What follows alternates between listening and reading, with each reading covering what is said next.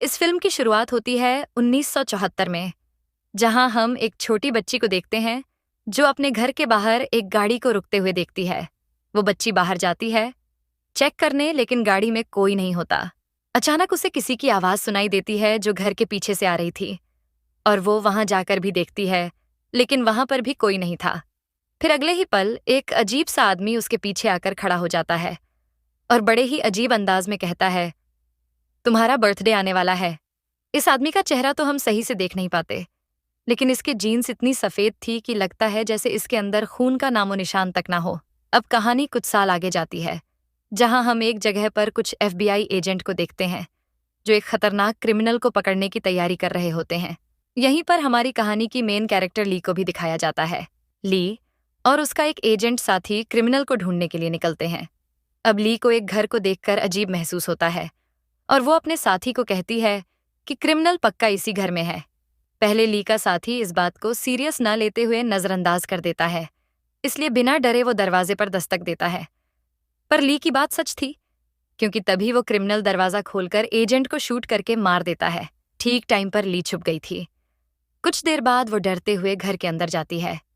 एक जगह पर उसे क्रिमिनल बैठा हुआ दिख भी गया, जिस पर गन पॉइंट करके वो सरेंडर करने को कहती है।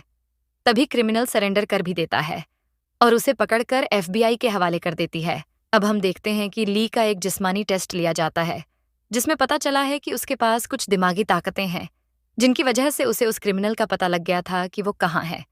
यानी कि जिस इंसान को भी ढूंढना चाहे, अपनी पावर से उसकी मौजूदगी का एहसास करके उसके बारे में बता सकती है। अब ली अपने सीनियर एजेंट कार्टर और उसके साथी के साथ कार में बैठी होती है। इन्होंने अपनी गाड़ी एक घर के बाहर रोकी हुई थी। सीनियर एजेंट कार्टर बताता है कि इस घर में एक फैमिली रहा करती थी, जो लोग बहुत खुशी से अपनी जिंदगी गुजार रहे थे। पर एक दिन फैमिली के हेड को पता नहीं क्या हुआ, उसने अपनी वाइफ और बच्चे को मार डाला, जिसके बाद उसने अपनी भी जान ले ली। अब ऐसा सिर्फ उनके साथ ही नहीं हुआ, बल्कि पिछले कुछ सालों में बहुत सारी फैमिली के साथ बिल्कुल ऐसा ही हुआ है। अब उन सारी फैमिली के घरों में से एक खत मिलता है, जिसमें कुछ अजीब कोड्स लिखी होती हैं। खत के आखिर में एक नाम भी लिखा होता है। उन सारे खतों की राइटिंग भी एक जैसी ही थी, यानी लॉन्ग लेग्स नाम के कोई शख्स है। अब FBI को आज तक पता नहीं चला कि आखिर ये लॉन्ग लेग्स कौन है, क्योंकि उसे कभी भी किसी ने नहीं देखा था। तो इसीलिए अब वो चाहते थे कि इस केस को हल करें। अपनी पावर्स की मदद से ये देखकर हैरान होती है कि हर फैमिली में 9 साल की बच्ची होती है, जिसकी बर्थडे 14 को ही होती है। अब एक बार फिर इन सभी सबूतों को इकट्ठा करती है। उसे पता चलता है कि जब फैमिली की मौत होती है तो इन सब के पीछे की वजह जो इनको खत लिखता है, यानी लॉन्ग लेग्स, वो उसे घर में मौजूद नहीं होता। जिसका मतलब साफ था कि कोई तो ऐसा इंसान है जो इस काम में लॉन्ग लेग्स की मदद कर रहा था। खैर, अब कार्टर ने ज्यादा ही शराब पी ली थी, इसलिए ली उसे गाड़ी के जरिए घर छोड़ने जाती है, जहां वो कार्टर की वाइफ और बेटी से मिलती है। कार्टर की बेटी उसे अपना रूम दिखाती है और कहती है कि मेरी बर्थडे आने वाली है तो आप जरूर आइएगा। अब ली अपने घर वापस आती है, लेकिन फिर अचानक कोई उसके घर का दरवाजा जोर जोर से पीटने लगता है। जैसे ही वो चेक करने जाती है, उसे वहां कोई नहीं मिलता। जैसे ही खिड़की से बाहर देखती है, उसे एक अजीब परछाई दिखती है। ली घबराते हुए दरवाजा खोलकर बाहर जाती है, लेकिन वो परछाई वहां से गायब हो चुकी थी। अचानक उसे अपने घर के अंदर किसी की मौजूदगी महसूस होती है। जब वो वापस अंदर आती है तो वहां कोई नहीं होता, सिवाय एक खत के, जो वहां ना जाने किसने रख दिया था। उस लेटर पर लिखा होता है कि इसे 14 जनवरी से पहले मत खोलना, क्योंकि 14 जनवरी को ही ली का बर्थडे थी।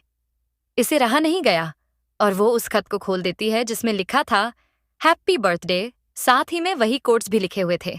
इतने में ही एजेंट कार्टर की कॉल आ जाती है और वो उसे एक नए क्राइम सीन पर बुलाता है। ये क्राइम सीन भी बहुत खौफनाक था, जहां लॉन्ग लेग्स ने एक और फैमिली को बहुत ही बेरहमी से मारा होता है। इस फैमिली को मरे हुए 1 महीना हो चुका था और इनकी लाशें बुरी तरह से सड़ चुकी होती। यहाँ भी वही पैटर्न मिलता है, जिसमें एक 9 साल की बच्ची थी और वो 14 तारीख को अपना बर्थडे मनाने वाली थी। कार्टर ये सब देखकर काफी डिस्टर्ब हो जाता है, क्योंकि ये पैटर्न अब खत्म होने का नाम ही नहीं ले रहा था। वहां कुछ देर खोजने पर उन्हें एक ताबूत मिलता है, जिसमें एक डॉल थी जो बिल्कुल गहरी जैसी लग रही। डॉल को चेक करवाने पर पता चला है कि ये डॉल किसी ने हाथों से बनाई है और इसके सर में एक मेटल की बॉल है। इसे छूने पर ली को अजीब सी वाइब्रेशन महसूस होने लगती है। इन वाइब्रेशन की वजह से ली को कुछ अजीब ख्याल आती है जिसमें वो कुछ सांप देख रही होती है। उसे ये भी एहसास होता है कि ये डॉल किसी तरह से बुरी ताकत से जुड़ी हुई है। इसके बाद एक फ्लैशबैक दिखाया जाता है, इन्हीं पास्ट का गुजरा हुआ सीन जिसमें हम लॉन्ग लेग्स को ये डॉल बनाते हुए देखते हैं, यानी कि इन डॉल्स का बनाने वाला भी लॉन्ग लेग्स ही था। दूसरी तरफ ली और कार्टर कैरी से मिलने मेंटल असाइलम जाते हैं, जहां उन्हें पता चलता है कि कैरी की हालत पिछले 20 सालों से बहुत खराब थी। न वो किसी सवाल का जवाब देती और ना ही कोई रिस्पॉन्स करती। लेकिन कल का दिन अलग ही था, क्योंकि 20 सालों में पहली बार कोई उससे कोई मिलने आया और ये अचानक से बिल्कुल ठीक हो गई थी और बातें भी करने लगी। अब जो शख्स उससे मिलने आया उसने अपना नाम रजिस्टर में ली लिखवाया था, लेकिन ली तो आज पहली मर्तबा यहाँ आई थी। जो बात काफी अजीब थी, इससे वो दोनों भी चौंक जाते हैं, पर गौर करने पर वो समझ जाते हैं कि लॉन्ग लेग था जो ही कैरी से मिलने आया और उसे ठीक कर दिया, और उसने पकड़े जाने के डर से अपना नहीं बल्कि ली का नाम लिखवा दिया। ली अब कैरी से मिलती है और उससे कुछ सवाल करती है। खैर, अब इसके बाद ली कार्टन से मिलती है और कहती है कि शायद इनमें कुछ ऐसा है जो इन कत्लों की वजह बनता है, क्योंकि हर मरने वाली फेनमिली के पास ही डॉल होती है उनकी बेटी की शक्ल में। अब कई जगह पर डॉल को जादू और किसी को अपने वश में करने के लिए इस्तेमाल किया जाता है, लेकिन कार्टर को इन बातों पर यकीन नहीं था। वो कहता है कि लॉन्ग लेग्स को तुम्हारा नाम कैसे पता? क्या तुम्हारा और उसका कोई ताल्लुक है? पर वो चुप रही, कुछ नहीं कहती। ली रात में अपने रूम में होती है और वहां उसे एक बॉक्स मिलता है जिसमें उसकी खींची हुई फोटोज थी, और उन्हीं में उसे लॉन्ग लेग्स की फोटो भी मिल जाती है, जो देखकर वो घबरा गई। उसने लॉन्ग लेग्स को इसलिए पहचाना क्योंकि वो उसकी बचपन वाली फोटो में था। जब ली को लॉन्ग लेग्स की फोटो मिल गई तो वो फौरन कार्टर के पास जाती है। तस्वीर की मदद से आखिरकार लॉन्ग लेग्स को पुलिस पकड़ लेती है।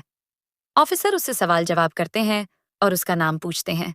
अपना नाम बताकर वो कहता है कि उसे ली से मिलना है। फिर वो ली के लिए हैप्पी बर्थडे वाला गाना गाने लगता है। अब लॉन्ग लेग्स के पास जाकर उसे पूछती है कि तुम्हारा साथी कौन है। लॉन्ग लेग्स बोलता है कि इस बारे में तुम अपनी माँ से क्यों नहीं पूछ लेती, वो ज्यादा अच्छे जवाब देगी। अपनी माँ का नाम सुनकर ली कहती है कि इन सब में मेरी माँ का क्या लेना देना, वो तो कुछ नहीं जानती इस बारे में। जिसके बाद लॉन्ग लेग्स हिल से, यानी कि डेविल की जोड़ी, यानी कि शैतान जिंदा है, बोलकर अपना सर जोर से टेबल पर मारता है, जिससे उसकी नाक और जबड़ा टूट जाता है और खून में हो जाता है, और वही उसकी मौत हो गई। वही कार्टर बताता है कि कैरी ने भी मेंटल असाइलम से कूदकर अपनी जान दे दी है। अब ली और फीमेल एजेंट ली की माँ के पास जाते हैं लॉन्ग लेग्स के बारे में पूछने के लिए। ली अकेले अपने घर के अंदर जाती है, लेकिन उसकी माँ घर में नहीं होती, क्योंकि वो फीमेल एजेंट के पीछे होती है जब वो गाड़ी में बैठी हुई थी। अब तभी घर से ली की माँ फीमेल एजेंट को शूट करके मार देती है। ली जैसे ही गन की आवाज सुनती है, वो खिड़की से बाहर देखती है, जहां वो सामने का नजारा देखकर काफी घबरा जाती है। अब ली जब घर से बाहर आती है तो उसकी माँ ने एक डॉल पर भी गन पॉइंट की हुई थी। वो ली से कहती है कि तुमने उसे पकड़ लिया और अब वो आजाद है, और ये कहते ही उसकी माँ गन चला देती है, जिससे डॉल का सर उड़ जाता है और उसके सर से काला धुआं निकलता है।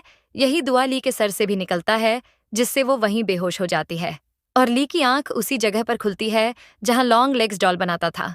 ये जगह और कहीं नहीं बल्कि उसके घर की बेसमेंट में है, जहां लॉन्ग लेग्स काफी सालों से रह रहा था। तभी ली को एक फोन आता है जिसमें एक शैतानी आवाज कहती है, तुम कार्टर की बेटी की बर्थडे पार्टी में जाने के लिए लेट हो गई हो। ली को याद आता है कि आज कार्टर की बेटी का बर्थडे है, सच में, जिसका मतलब था कि एजेंट कार्टर की फैमिली डेविल का अगला शिकार है। इसलिए वो फौरन लॉन्ग लेग्स की गाड़ी में बैठकर कार्टर के घर पहुंचती है। जब कार्टर के घर गई तो वो देखते हैं कि उसकी माँ पहले ही वहां मौजूद है, और कार्टर की बेटी जैसी दिखने वाली डॉल भी वहां रखी हुई है। और तो और कार्टर और उसकी वाइफ दोनों ही बहुत अजीब बिहेव कर रहे हैं, क्योंकि डॉल ने अपना असर दिखाना शुरू कर दिया था। दोनों हस्बैंड वाइफ अब किचन में केक लेने जाते हैं, जहां कार्टर एक चाकू से अपनी वाइफ पर वार करके उसे मार देता है, जिसके बाद वो अपनी बेटी को मारने के लिए उसे ढूंढता है, पर मजबूरन ली कार्टर को शूट करके उसे मार देती है। ये सब देखकर ली की माँ भी अपने बैग से एक चाकू निकालती है और कार्टर की बेटी को मारने के लिए आगे बढ़ती है, लेकिन ली अपनी ही माँ को शूट करके उसे जान से मार डालती है। जिसके बाद अब बच्ची को यहाँ से चलने के लिए कहती है। बच्ची तो तैयार थी, लेकिन खुद ही रुककर उस डॉल की तरफ घूरती रहती है, मानो जैसे उसे भी डॉल ने करप्ट कर दिया हो। जिसके बाद हम लॉन्ग लेग्स को देखते हैं। जी हाँ, वो मरा नहीं था, अभी जिंदा था, जो गा रहा होता है, जिससे हम समझ पाते हैं कि कुछ भी खत्म नहीं हुआ। और इसी भयानक एंडिंग के साथ ही ये कहानी इधर ही खत्म हो जाती है।